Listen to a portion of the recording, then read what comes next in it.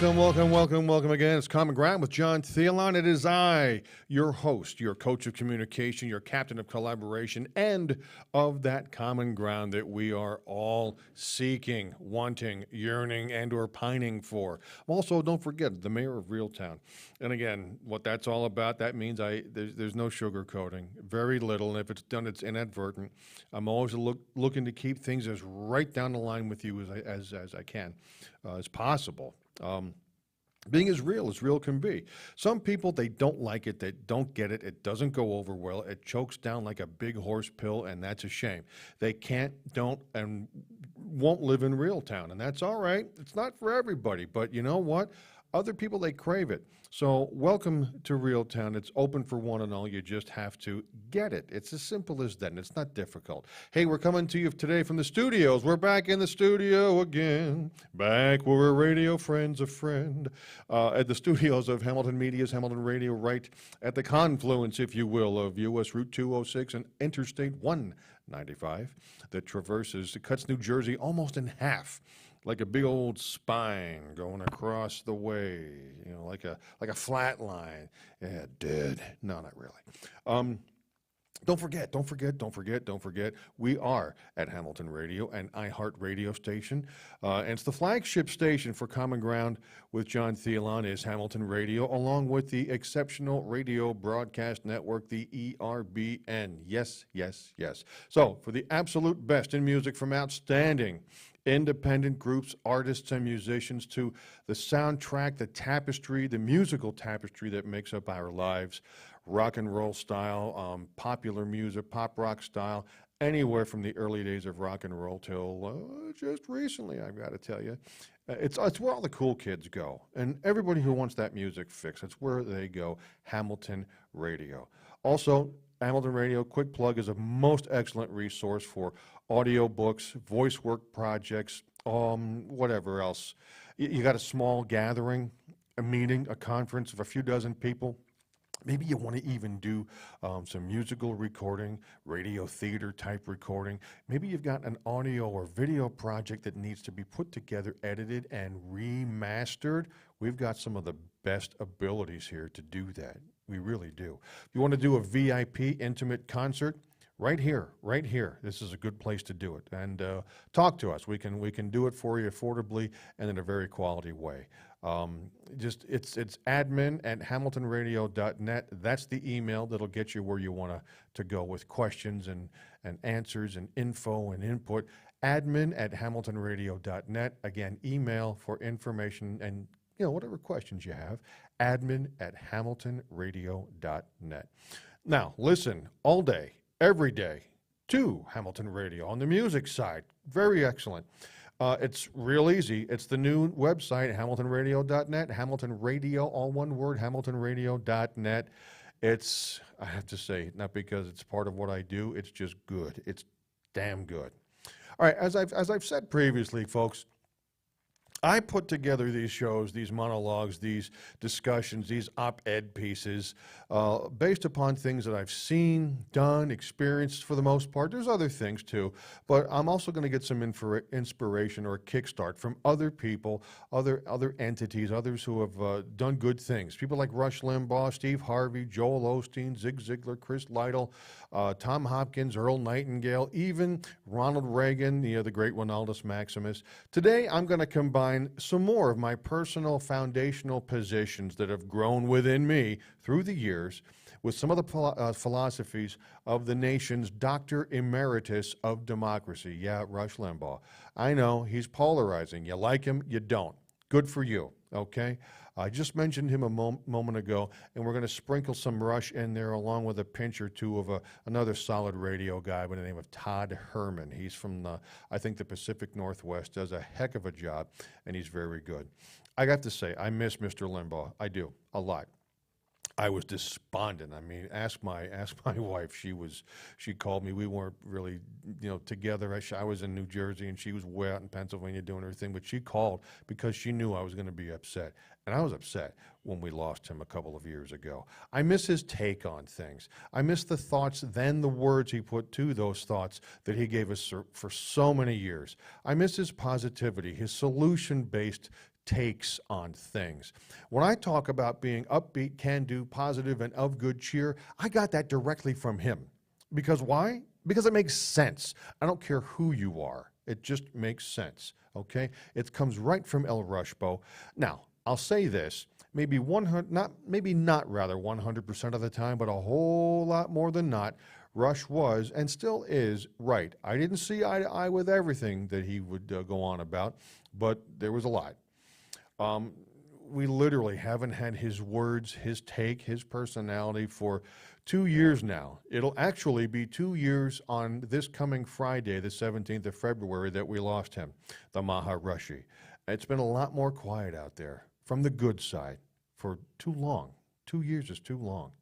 2 weeks was too long as far as I'm concerned. So with that anniversary, so to speak, it being 2 years on the 17th, which is Friday, along with the void that I'm still feeling has been left, it needs to be here, needs to be filled rather, that's why I'm doing what I do, okay? That's why I'm saying what I say, in the manner that I say it. Rush, he was the mayor of Realville, if you remember, if you ever listened to his program. I'm the mayor of Realtown, as I mentioned. We're just the next community over. We're the next municipality, right up and or down the street, depending upon which way you're coming. And just as Rush would say, basically, again, all are welcome in Realville and Realtown, all who get it. So whether you listen to him or not, whether you liked him or not, you put your personal feelings aside for a little bit here. As always, it's about the message, the words, the thoughts, the take, the philosophy, and with that, our abilities, okay? So here we are. Speaking of abilities, or the lack thereof, Uncle Sniffy, you know, Mr. Biden, with his cognitive inabilities, he said that, what did he say? Something like dogs and cats making over $400,000. I mean, people.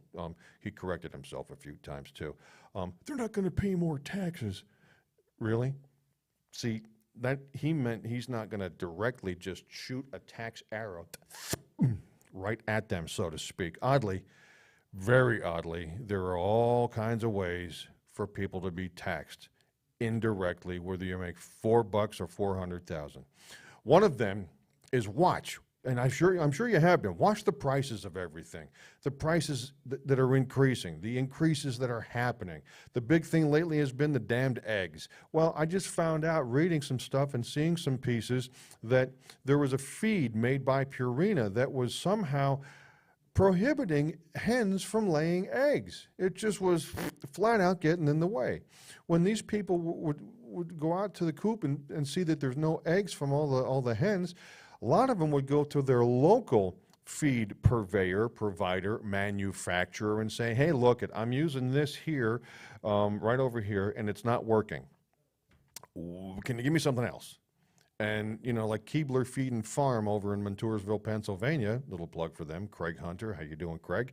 You know, they would say and do say, yeah, sure, try this. This is our own blend. We make it here. Lo and behold, they feed these hens the locally manufactured chicken feed, and just as sure as shooting, eggs begin to be laid. I'll be damned. So, but you've got this egg gouging, this egg price business, okay? Everything's going up because the government's getting more and more expensive by the minute. And there's only so many $6 trillion handouts you can have before businesses really stand up and take notice about this. And taxes on businesses are also going up. Now, there's talk, there has been talk, and we touched on this a couple of weeks ago, about a universal tax rate, a floor, a global minimum tax to outlaw the competition, to outlaw efficiency. By some readings of the recent legislation that come out of Biden's cognitive inabilities, it's illegal for states to lower, get this, to lower your taxes if they want federal monies. They want to help you out? Good. It'll cost you, says the federal people. I've been watching this for over the last couple of years, since Inauguration Day, January 20th, 2021. From then, for example, I have seen gasoline and diesel fuel go up for the Lord himself only knows what real specific reason. Gas on about the 5th, 10th of January in 2021 was about $1.65 to $1.75 a gallon, okay? give or take. Now, I've seen it in the last year or so go up north of $5, but now it's back down into the $3, give or take area. So everybody's saying, oh, we're coming down. Folks, we're almost twice, if not over twice as much as what it should be. Last I saw near me last night, it was about $3.50 something a gallon. Give or take, I've seen it $3.30, I've seen it $3.75, but call it $3.50-ish. I don't pay a lot of attention really to gasoline prices. Why? Because my vehicle is a diesel. Okay, I've got a Dodge Ram Eco Diesel. That back in early January of 2021, about the 4th, and the reason I say the 4th because that's the day I bought the damn thing. It's a 15. It's not a new one, but it's a nice one. And the day I came home, brought the thing down the highway to tank up, it was $1.87 a gallon, $1.87 a gallon.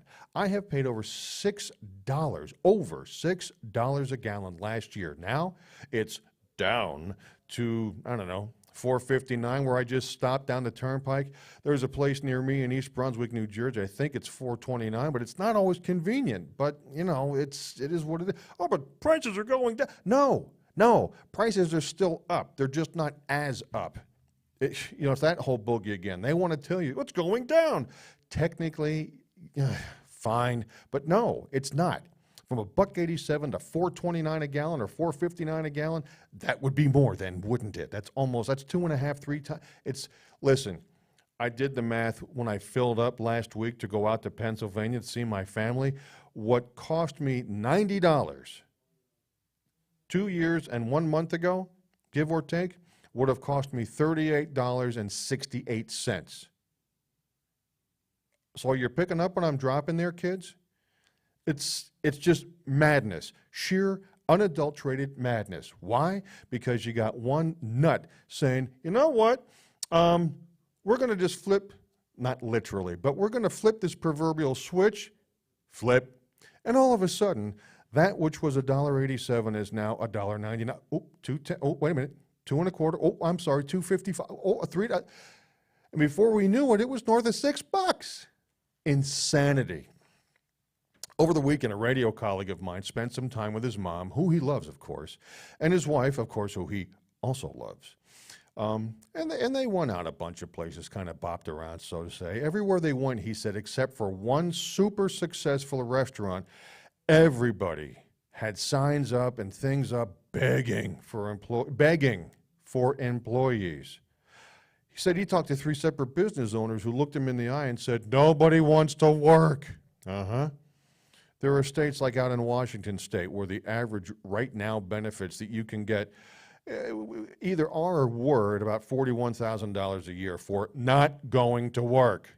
The average income in Washington State is around $43,000 to $47,000, depending upon how you calculate it. So why is there any reason for people to work when there's universal basic income being tossed at people like this? And what's likely to happen with this in mind is happening and has been happening in places like that. When you've got to pay $25 an hour, as in many small towns and areas, in order to have people, say, work at a restaurant, there aren't going to be many small or mom and pop restaurants or eateries staying open. They just can't afford it. They can't afford that scale of pay. $25 an hour is the equivalent, ladies and gentlemen, of about $50,000 a year. So you'll end up with this. You'll have the huge mega chain franchise restaurants where roll the dice. I'll use one as an example that many I like. One of them I can't stand, Ruby Tuesdays. There's one out near where I have my home in Bloomsburg, the Ruby Tuesdays in Buckhorn, Pennsylvania, off of exit 232 on I-80. You pay me, I won't go there. It's whoever, it's been years, so maybe it's different, but whoever was running the place, no thanks. There was an odor about the place. It smelled like dirty fish dishwater, and it wasn't that great. Dad always wanted to go there, and I roll my eyes, look at my son, okay, Gramps wants to go to Ruby, so we would go. Other than that, I won't go in the place. Now, I've been to others like Gurney Mills, Illinois. Beautiful place, wonderful help, fantastic atmosphere, and the food was top-notch. It's all who is the owner franchisee. I will tell you that, having been involved in that industry too. What have I not done, for crying out loud? Anyway, so you're going to end up, with these franchise restaurants where the food is mass-produced someplace, deep frozen or developed in a lab someplace, maybe overseas, who the hell knows where, and then in either manifestation, it's going to be shipped here, heated up in a microwave, and that sounds so good, doesn't it? No, it does not. Now, that is not haute cuisine, not really, okay? But that model is not always the success that others would have you believe it is. For example, the Red Lobster near me in East Brunswick, New Jersey, right across from the Brunswick Square Mall, been there for years. My dad also loved Red Lobster. Hey, what do you say we get something from the Red Lobster? Okay, Dad. Well, no, boarded up, empty, gone out of business. Nice, real nice, huh? That franchisee evidently said, no mas, I'm done, peace, we're out of here. And he walked away. He, she, they, whomever. It's a damn sorry shame, but I can't be angry at somebody for doing that because they couldn't probably get folks to work. The other side of that is that the really, really fancy places where they can afford to pay $25 an hour, that's what we're going to see. And folks like you and me, we're going to be hard-pressed to go there because I don't have that kind of money, do you? Sometimes it's a treat. That's why it's called a treat, okay? Because you don't always do it. Here's a Rush-ism for you. He said it back then and applied it every day in many, many ways. Democrats, they don't care what the American people pay, for example, for gas or anything else, including restaurant staff. And with that, the more expensive food because of paying the staff inordinately a high wage. They don't care. They only care about their side, the left side, so it can use whatever they're doing to harm the other side, the right side, the Republican side, okay? From the halls of Congress to the state levels, to the counties, the cities, the town, even up and down your neighborhood streets. Know that. Know that. That's how they roll. That's how it is, chapter and verse. It's not a dig. It's not a shot. It's just a fact. The right side, the correct side, the Republican side, imperfect and wishy-washy as it can be at times, and holy crap, please, will you get a spine? Oh, hello? Yeah. Oh, hey, Mr. McConnell, yeah, it's the spine store. Yours is ready for pickup. Anytime now, been there for you. Thank you. Very good. Goodbye. Click. Okay, seriously, bunch of nuts. See, I'm not all roses and sunshine for, the people who I profess to root for. I don't always root for them, I have to say. It's not necessarily I'm Republican. I might be. I'm conservative, okay? But as wishy-washy and imperfect and warts and all as they can be, they can't win with these gas and diesel prices. Cannot. While the Democrats have an inexperience, despite 5 decades of jerking around in D.C., they've got an inexperienced, arrogant, condescending, moron elitist sitting in the White House, especially the current non-talent who does not at all understand why anybody would object to continually rising gas and diesel prices, which is going to drive up the cost of everything. Yes, everything. What does it have to do with the price of this, that, and the other? It has everything to do with it, Mr. New Castrati. It absolutely does. It drives up the cost to run the farm implements and equipment that plant, tend, and harvest the food, the semi-trucks that run on the roads, the railroad locomotives that are diesel, the ships for oversea ocean transport, over-the-sea transport, local regional delivery vehicles, large and small, heating and cooling too. It all ties in, folks. We are an energy-based society, whether you want to believe it, own up to it or not. It's true. We're basically dealing nonstop with the latter half of Dumb and Dumber. Believe me when I tell you. This is a gold mine, though. This is a gold mine opportunity for next November of 2024. You've got a Democrat Party president who has said publicly, it's been recorded, that the only thing that bugs him about $3, $4, or $5 a gallon gas or diesel fuel or heating oil is how fast it got to those prices. Wait, what? That's what bothers you? You're out of your mind, dude. Please, check yourself in and don't come out. He didn't like the speed and rapidity of which the pricing went to $3 or $4 or $5 a gallon.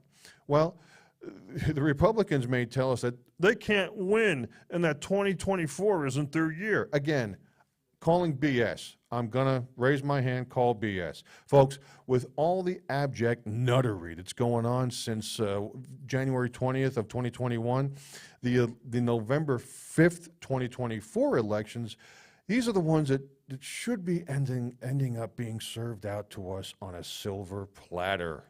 Now, we've got a good many Dems out there wavering and caving because they see the reality. There's a lot of folks who have said, oh, I don't want to be part of this group anymore, and they've smartened up.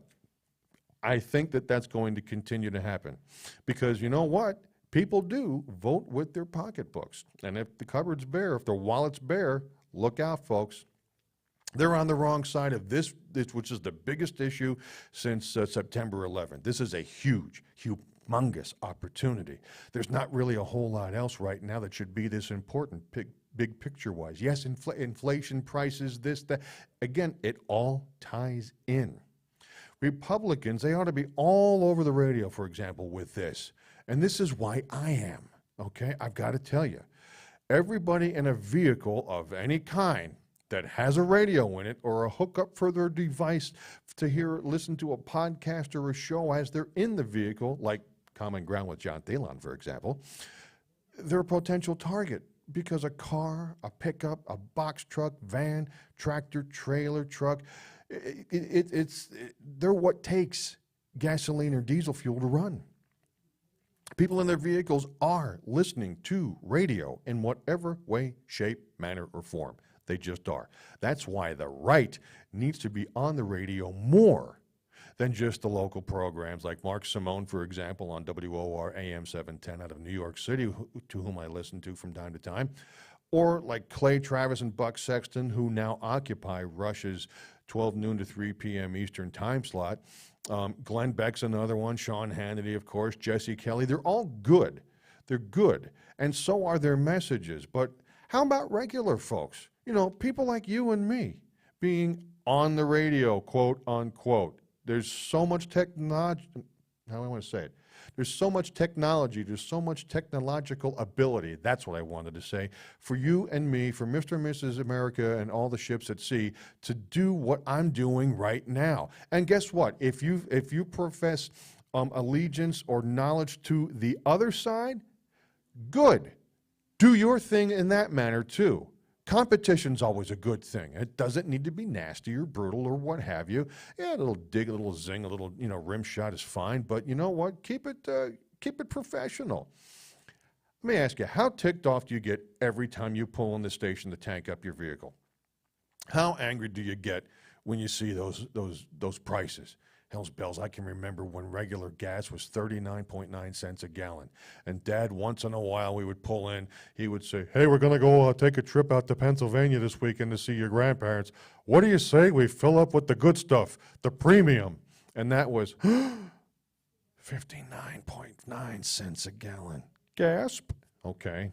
Whoa. Hey, Dad, take it easy. Don't drain the bank account for crying out loud. And it's just as sure as God makes little green apples, you know that there are people who are standing in the way of doing anything about this within the economic laws of supply and demand. As long as we're doing it, just keep, screwing them to the wall. I've seen this from time to time, and I think it's got some validity. And check this out. This is what I mean. If we identified, for example, even one day a month where we would make the conscious decision to not go to the gas station, not tank up, not even do a splash and go for 15, 20 bucks. Used to be $5, by the way. This would make an impact. I'm telling you, it would absolutely, I've done some math. It'd have to be everywhere, in every state. For example, say every second Tuesday of each month. Business, well, what about business? Businesses, Mondays. Make provisions to not have your vehicles or fleets need to go to the filling stations if it's possible. Sometimes it's not, I get it. But if at all possible, make provisions to not have your vehicles or fleets go to the filling stations on Tuesdays. It can be done, or at least it can be done to whatever degree. Again, I know that there are necessities. I'm not talking about the necessities. I'm talking about the wants, not the needs, okay? Now, all of a sudden, You get the business community, the petroleum community, you get, everybody saying, hey, what the heck was that? Then we do it another time the next month, and another time the next month, and so on. Pretty soon, there'd be a huge bunch of money not being spent once a month. It's only 3% of the year if we do it 12 days a year. I did some rough math not too long ago.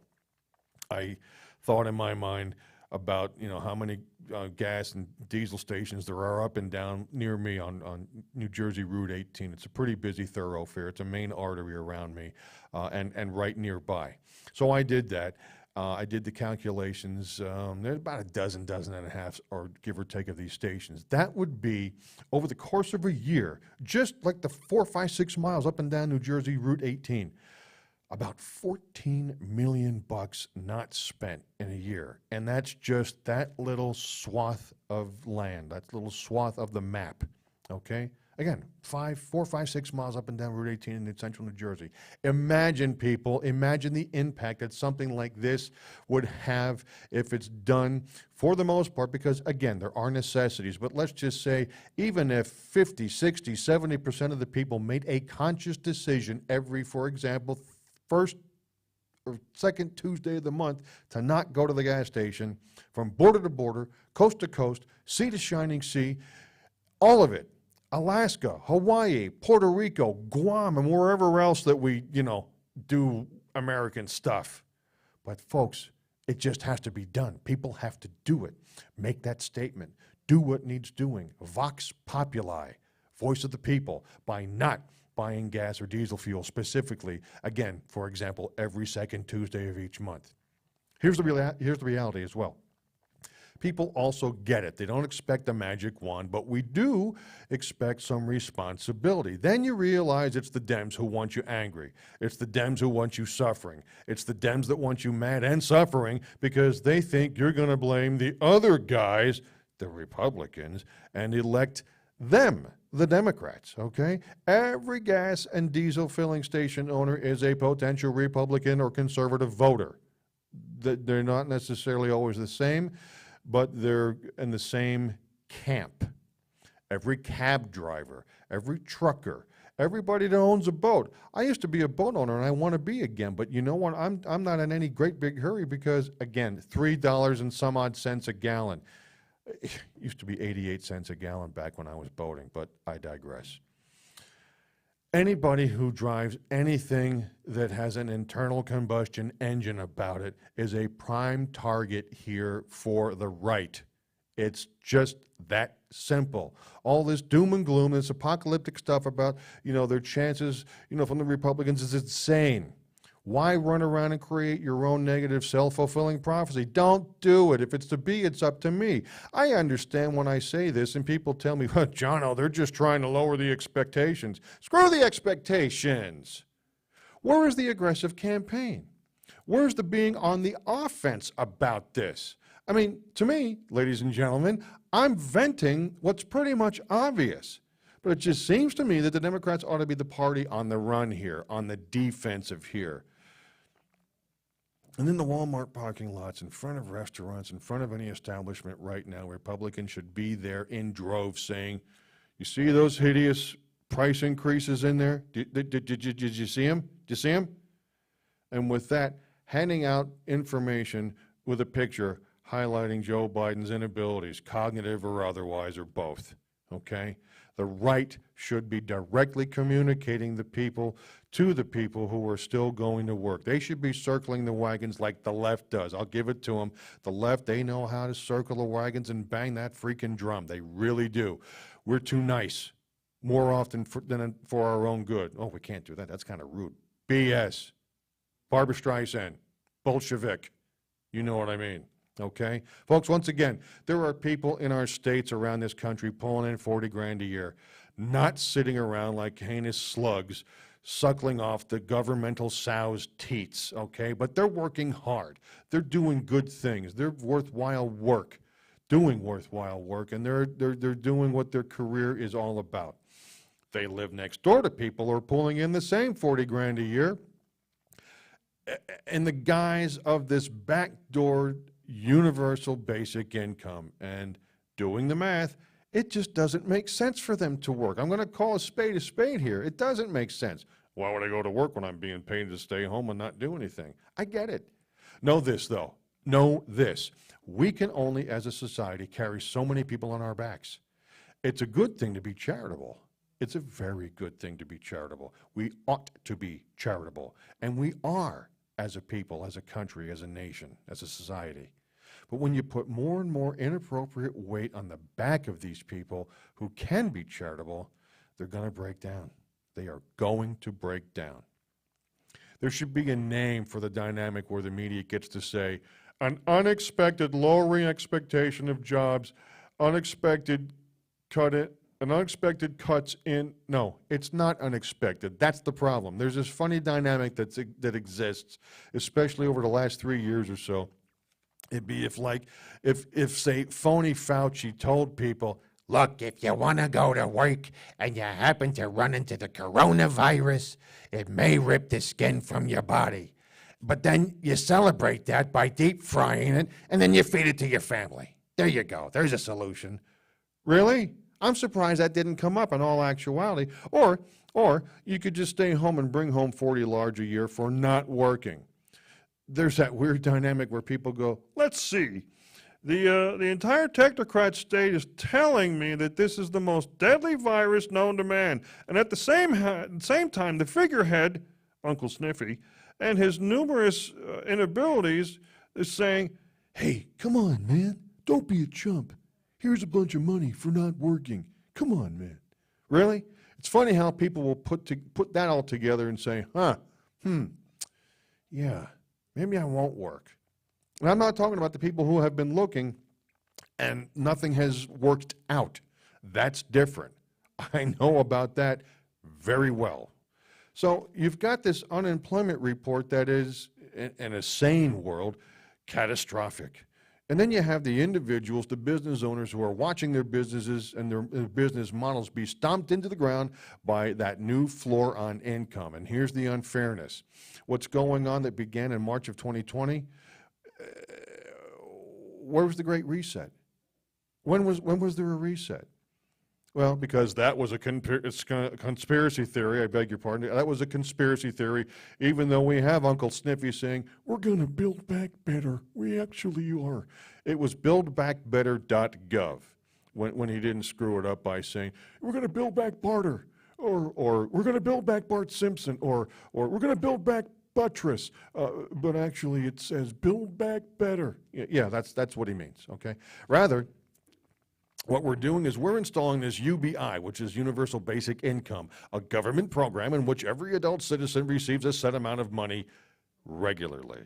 We're watching jobs go down the toilet, sink, disappear. We're watching no comeback from these technocrat-enforced, medically useless, deadly political advantageous lockdowns. Yeah, they're by far and large in the rearview mirror, but you know what? The damage has been done. New York City would have you believe that things business-wise are back to normal. New York City, booming and bustling. Business as usual going on. No. Business as usual. No, it's not. The last report I heard, just this week, matter of fact, is that property and building owners, they're in bad shape.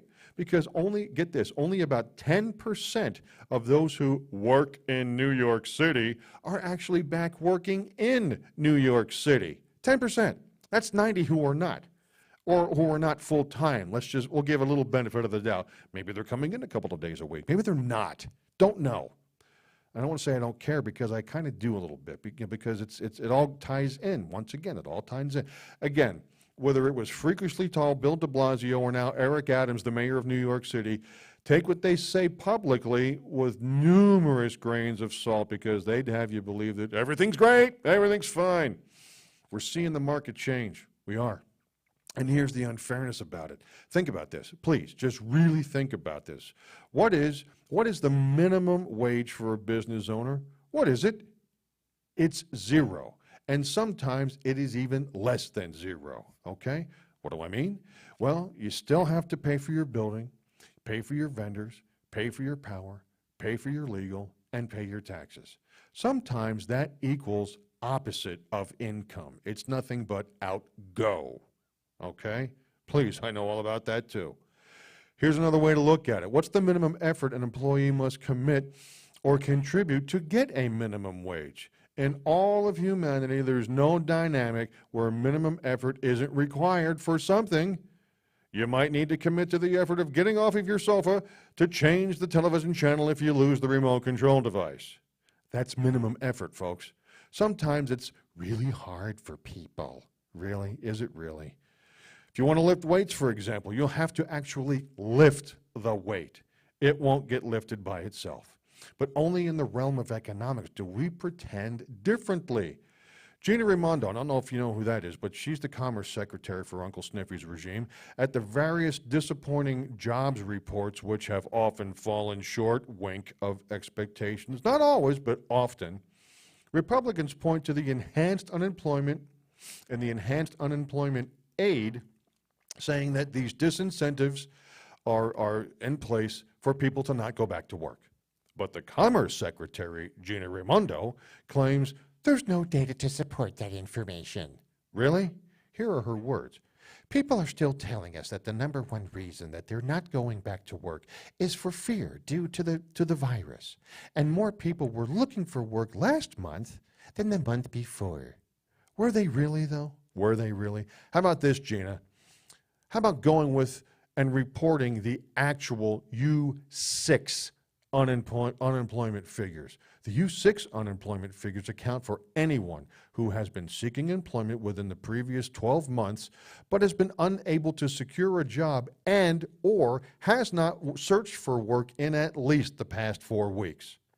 It also includes anyone who has given up looking for a job, has gone back to school, become disabled, and even those who are now underemployed or working part-time hours when they were always a full-time person, okay? This is versus the U3 numbers, okay, the U3 unemployment numbers. That only accounts for the people who are not classified as not employed but actively looking for work. It's not an accurate picture. It is not. And nowhere in any of this is there a factor for people who are afraid of the China virus so they don't want to go outside and work anymore. Really? Yeah, there's still some of those nuts hanging around off the trees. Here's an idea. What if phony Fauci came out before he fades away, thank God, with something like, well, really, I've been lying for some time about the idea that this virus is deadly to everybody. It's just really people who are highly unhealthy to begin with, or maybe, I don't know, octogenarians, septuagenarians, nonagenarians, or older.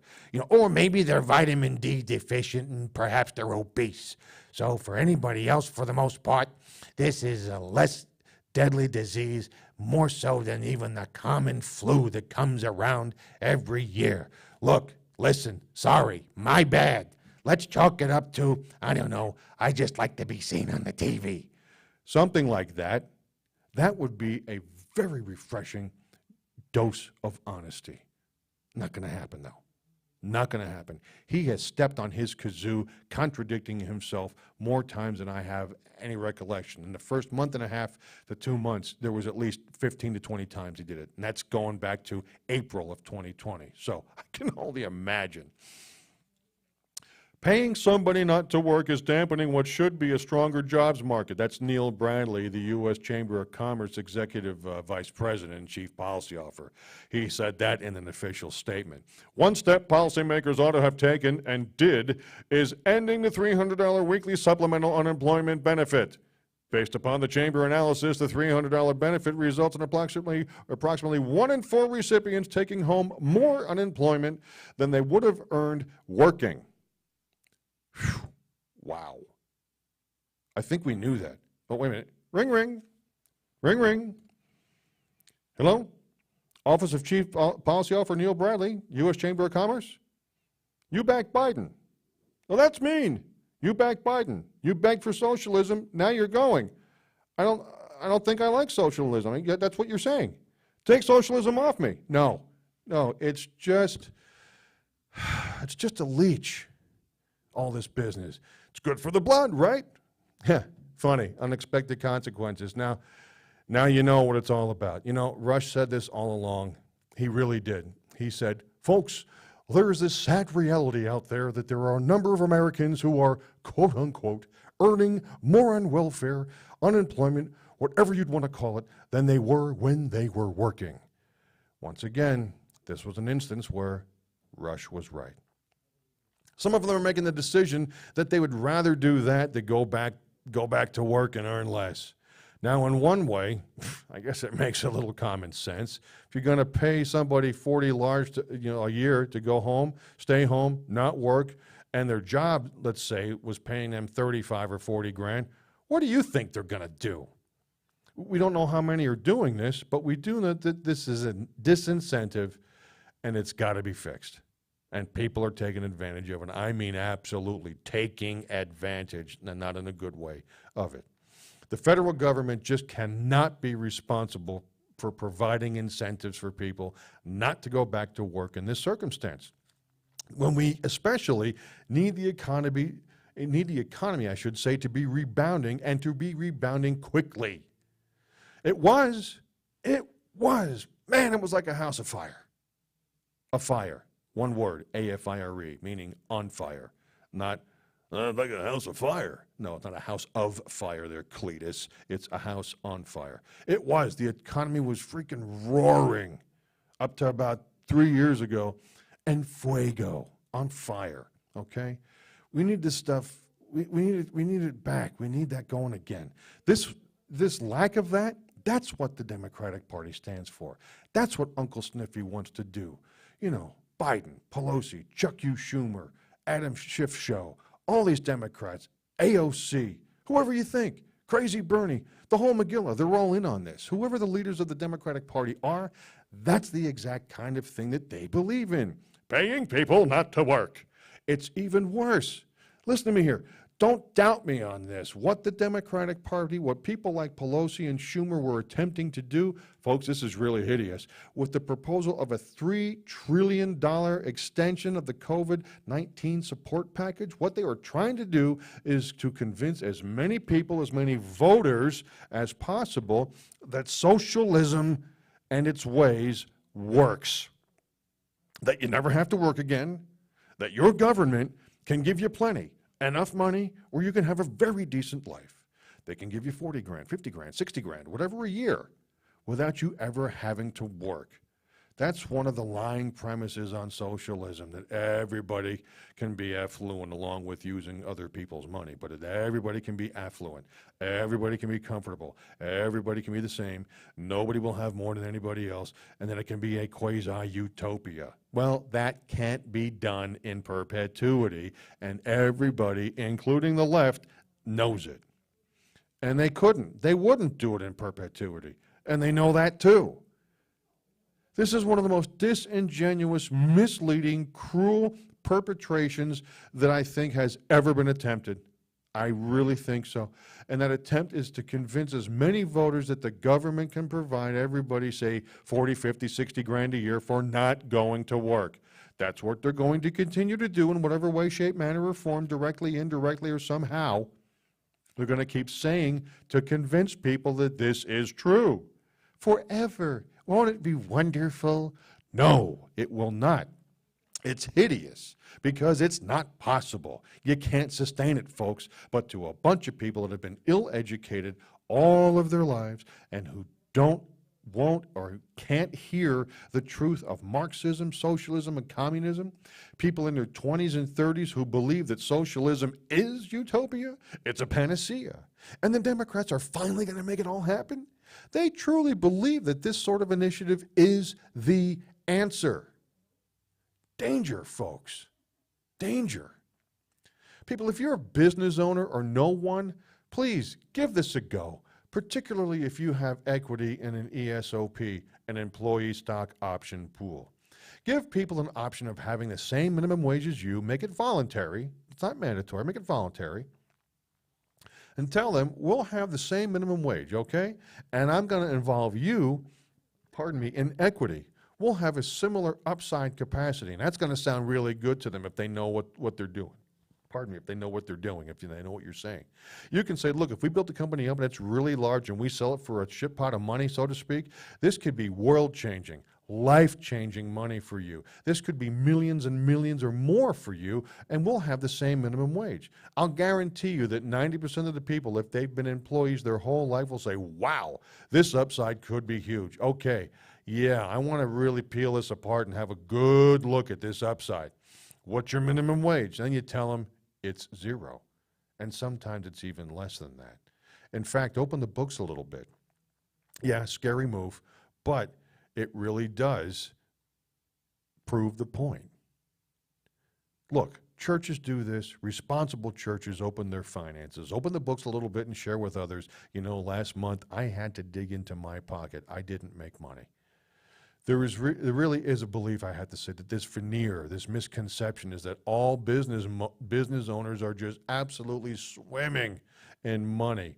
And part of it is, it's hard to say to your employees, and sometimes you don't want to do so because you're going to start looking, they're going to have to think they're going to start looking for other work. Well, no, they don't need to. They just take the government checks. I think it's a humanizing thing for them to know the actual truth about things. We had to dig into our pockets to pay for things this month here at the company. And I think it changes things like that, changes the dynamic, so that when they hear the left and they hear Uncle Sniffy and his minions demonizing the business owners, they will follow along with that, even though they've stopped doing it. Have you noticed? I mean, it's uncanny. All of a sudden, for the left, there's no more filthy rich billionaires for some reason. Have you noticed that too? Because all the filthy rich billionaires are rolling up to the SJW slop wagon. SJW, by the way, is a social justice warrior, someone who promotes socially progressive left-wing liberal views, including feminism, civil rights, gay, transgender rights, identity and politics, political correctness, and multiculturalism. That's a lot.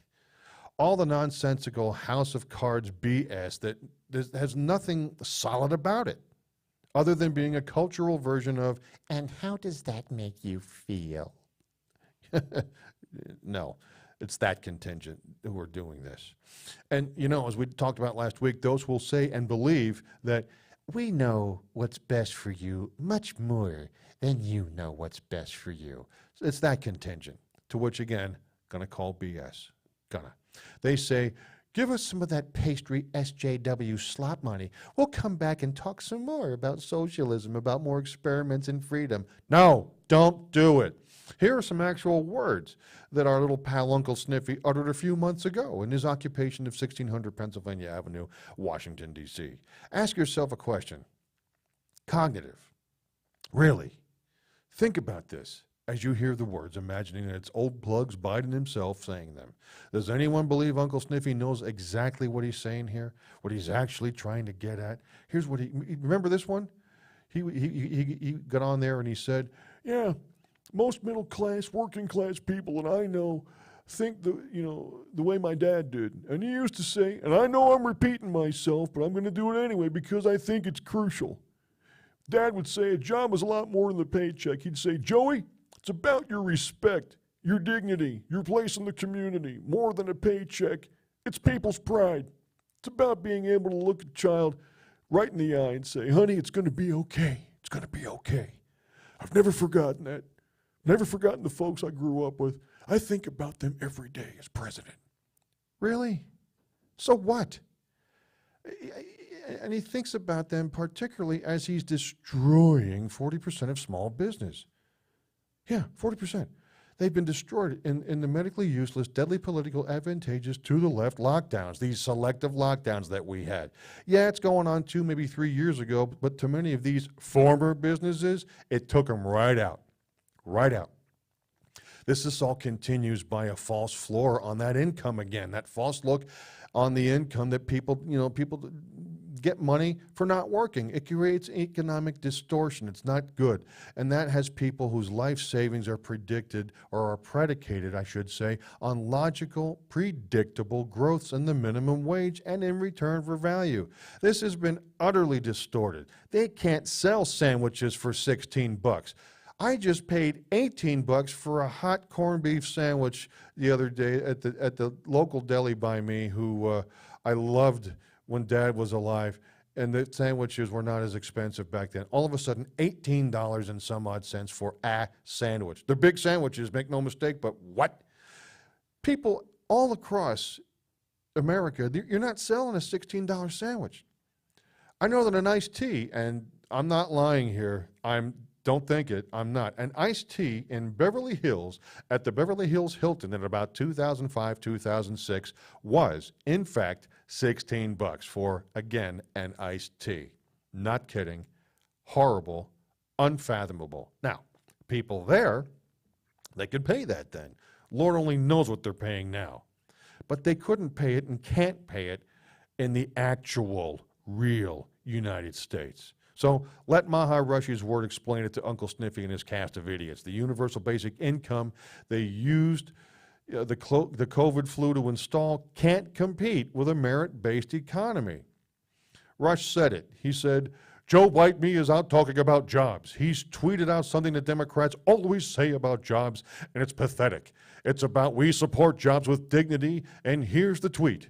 A job is about more than a paycheck. A job is dignity. It's being able to look your kid in the eye and say everything's going to be okay and mean it. Too many people, you people today, can't do that. We have to build an inclusive middle class and restore the dignity of work. Yes. They have been spewing filth and garbage like this for 40, 50 years now. It's a bunch of claptrap. Again, I love that word. It's a bunch of claptrap that means nothing. On the other hand, people like, I don't know, Reagan, Trump, they're about action. These other guys, they sit around, they're nothing but promises, promises, eternally promises, and utopia. So we get some of the greatest job reports that Uncle Sniffy has never seen in his lifetime, including many of us would say the same thing. Well, you know, it's a lot more than a paycheck. It's about dignity. It's about being able to look your kid in the eye and saying, kid, I've got a job for you in the Ukraine. It's going to pay you $1.5 million a year. You don't have to know squat about the business. I'm sorry, but this job is for you. It's about being able to look your kid in the eye and say everything's going to be okay and mean it. Like everything's not okay now? Like the jobs from Donaldus Maximus' administration have no dignity or validity? Like parents are scared to face their kids because the jobs don't have dignity or validity again? No, wrong. Does Sniffy himself even know what he said with his kid getting that no work, no show $100 million gig from the Ukraine? What a load of crap-ola. What if we could get information from real-life business owners who had no minimum wage? You know what? Got it.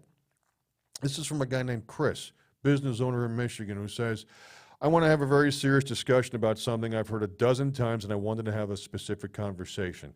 And that's the 99.99% of the other public official positions, public offices out there that people really, really need to run for. You know, he's heard talk of this. All the zoning boards, downtown development authorities, school boards, city councils, county commissions, state legislatures, all of it. This guy, Chris, he's a former councilman in his town, and he's run for office 4 times in the last 10 years. Won a few races, lost a few races, filled an unexpired term, beg your pardon. So everybody out there, this is very, very significant. Yes, we do need to clean up everything in D.C., trust me, from stem to stern. I mean, throw out everybody, pretty much everybody, and put in all brand new. But the other 99% of the people out there, and this guy Chris has talked a lot of them, and he says to these people, you know, you're pretty smart. You ought to run for office. And he gets the same excuse. Oh, I'm too busy. No, that's an excuse. You don't even know what busy is until you're a part-time councilman with a full-time job, attempting to put 30 hours a week and actually working on the detailed plans of trying to turn your city or town around, or your county or your school board. And this nation needs hundreds of thousands of new people in these public offices in all of these levels. I've heard passionate talk about this before, whether it's from one person on the air or one person who I know and have conversed with actually person to person, man to man, mano a mano. Folks, this is important. I want to thank people like this Chris guy from Michigan for sticking their necks out there. Let's just take this job by job and let the dynamic, be the dynamic, whatever it may be. Here's something else. The sexual left is buying your children through comprehensive sex education. Yeah, Little weird, little out there maybe at first blush, but not really. They're buying their mental health, and they're buying their sexual health. They're buying their physical health, for crap's sakes, through wrong sex hormones as little kids. There's a school board thing. Your governor, for example, might say, oh, we're going to make sure this happens. You on the school board, you can raise a holy ruckus whenever something like that comes up, and just basically say, no, we're not going to make sure that that happens from the governorship. We're not. We're going to fund our own sex ed. We're going to do that. We're not going to have a Planned Parenthood clinic at our school, so to speak. If you're a school board member, you've got the authority. Actually, you don't have the authority. You have the ability to knock on the door and say, hi, I'm on the school board. I've seen the curriculum. This is what they're wanting to do to your kids. You and I, we can stop that. You and I, we can forestall that. That's just the school board, folks. How about zoning boards and other boards? The left plays this game here so brilliantly. Take a state like Oregon. They want to carbon copy Portland and all that nonsense into Eastern Oregon. Ugh, really? You're going to ruin that place?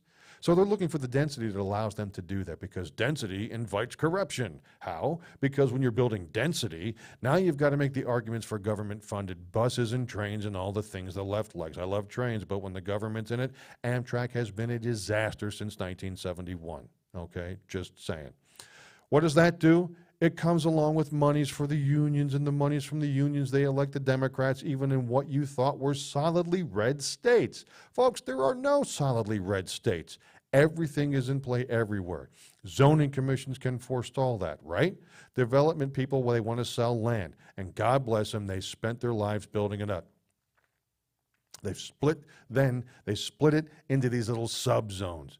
These apartments where there were homes. People need places to live, of course, but we don't need to change the complete dynamic of everything overnight, which is what these people want to do. You go from neighborhoods of self-sufficiency and people who have built up to be that, to other things. They don't always have the money for a 10-acre plot, but changing it overnight changes the voting in your states overnight. Yes, it does. It changes everything. These jobs that Chris from Michigan mentioned, these elected jobs, they may as well be the thing that stops the expansion of the leftism. We work on election integrity at the federal level as well. They don't have the bandwidth to cheat on the local elections. They just don't. This is something that we can do. Again, thank you, Chris. And also for Carl and Bend, Oregon.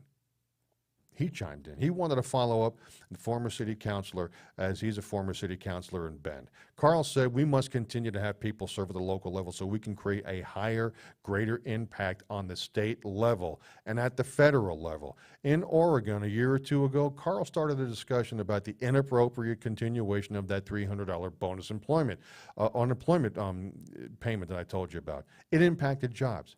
It impacted industries all across Oregon. It created a labor shortage. And in Central Oregon, people like Carl are advocating on behalf of small to medium-sized businesses to really push, like Governor Gianforte has done in Montana, to continue discussions about that $300 allowance and keeping it done and over with. With that, creating more of an incentive for workers to come back to work via the employer. Our pal Carl stated that State Senator Dan Bonham out there, it was going to be promoting this on the floor. They seriously saw an impact because of this, and it was not right then. We need to get the labor force back to work. Many businesses aren't and haven't been able to reopen because they don't have the staff. I know of a place, Dunkin' Donuts in Bloomsburg, Pennsylvania. Go by there 5 years ago at I don't know, 8:45 at night, and it's bopping. It's busy. Go by there at 8:45 tonight, it's closed. Because there's nobody to work. Nobody to work. Folks, maybe I'm wrong, but it seems to me that doing some research back in the day, I heard once before, that making the middle class appear, or disappear, I should say, from a country, that's a bad thing. That's all got all the makings of turning out very badly. Like, scapegoating in an effort to eliminate an entire race of people. There was a guy over in Germany about 80, 90 years ago with a bad haircut and a tacky little mustache who tried leading that kind of a movement. That was bad, very bad. So maybe we should always be vigilant so as to reverse that sort of thing. Cut it off before it occurs, before that rubber even meets the road. Again, folks, it all ties in. And as we do this vigilance, let's always keep relentlessly pursuing perfection and an ongoing effort to attain that excellence that I talk to you about every week.